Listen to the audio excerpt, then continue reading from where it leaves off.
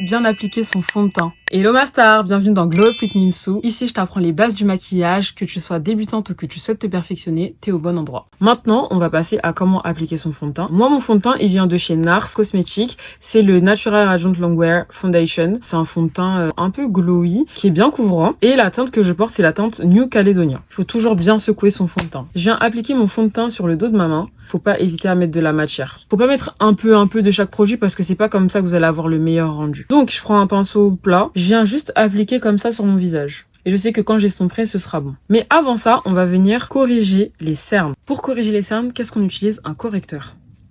J'utilise celui de chez Huda Beauty en teinte papaya. C'est le faux filter correcteur. Et je viens le prendre, je l'applique comme ça.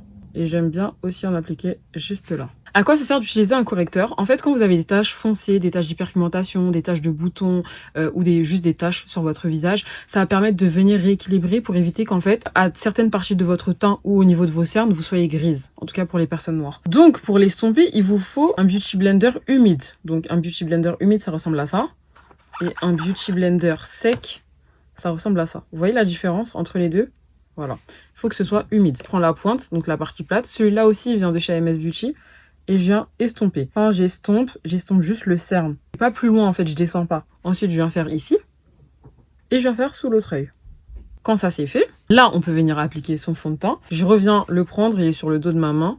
Et je viens juste appliquer comme ça. Faut vraiment pas hésiter. Hein. Vous allez prendre votre pinceau pour appliquer le fond de teint. Donc, un pinceau qui est assez dense. Quand vous soufflez dessus, il bouge pas. Et ça, c'est le F01 de chez AMS Beauty. On prend notre pinceau et on vient tapoter. On vient pas essuyer, on tapote. Parce qu'en fait, quand vous essuyez, vous enlevez de la matière. Moi, je mets pas de fond de teint dans mon cou parce que je trouve que le match, il est juste parfait. Si vous avez le cou plus foncé, il faut prendre un fond de teint plus foncé. Si vous avez le cou plus clair, il faudra prendre un fond de teint qui est adapté à votre teinte de visage et mettre le fond de teint dans votre cou. Faut toujours que le cou matche avec le visage ou que le visage matche avec le cou. Quand vous choisissez le fond de teint, pour moi, l'idéal, c'est que soit il soit à votre teinte, soit plus foncé. Parce qu'après, vous pouvez toujours rattraper avec le l'anti-cerne. Je me rapproche pour que vous puissiez voir.